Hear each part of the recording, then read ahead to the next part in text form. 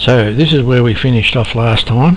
This is Flex2 CSS, and this is the Flex2 HTML file that goes with it. And now we're going to make a few changes, and we're going to bring in a few things from the Hello World as well, just to keep things moving in that general direction.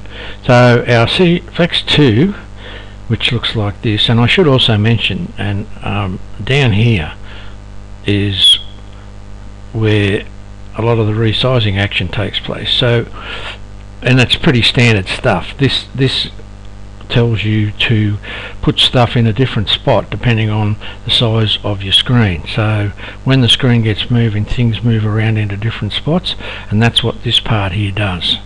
Alright, so the good thing about this is you don't need very much in there to actually get things happening, which is great. Sometimes this can be absolutely chock-a-block with stuff, but we're trying to, you know, the one good thing about Flex is it overcomes a heck of a lot of stuff that you used to have to do to actually get resizing to happen.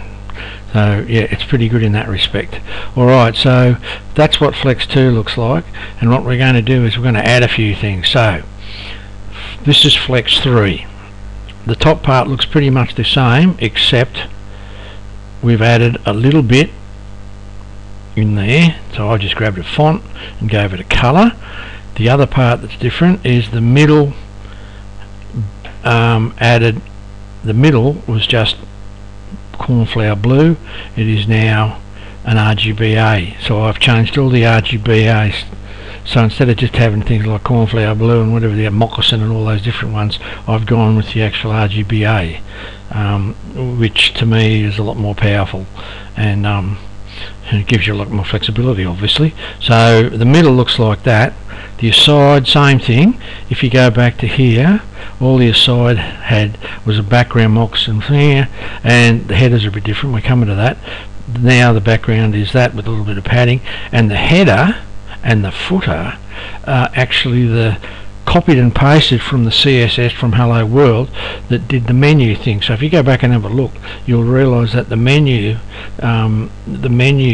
gradients that we used are now being used in the header and the footer. So even though you think there's a lot of code here, all that, it's just be copied and pasted from the other CSS file and put it in there, call one header, call one footer instead of the menu, and hover.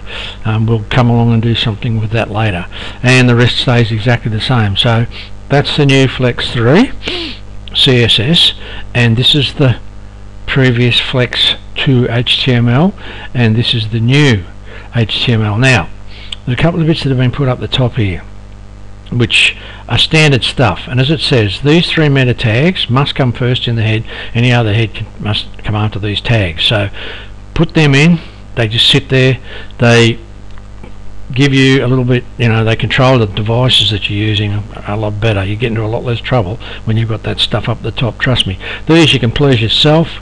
This favicon is the little thing that appears there on your tag. So I'm not sure if I've got one at the moment, but I'll have one in a moment. It'll turn up and then it'll appear. So when you open these up, the little icon will appear there. Okay, it's about a 40 by 40, and it's got the ICO tag. It's not a PNG or a JPEG, it's .ICO, and that's what makes that appear. There's the style sheet link. This time it's Flex3, which is what we were there over here, and down here the top and the bottom look the same, and we've brought over our pet pictures and put them on the sides and left the others the way it is. Alright, and if you save that as Flex3 and open it in the browser, you will get that is what you'll get. It'll look just like that, and then we'll start working on, and of course when we resize things, same story happens again, like that and like that. So everything stays pretty much good. It's the same size, it just puts itself in a different spot, so it's always easy to read. You don't wind up with text you can hardly read and pictures you can hardly see. It's pretty good like that. Alright, so get all that set up.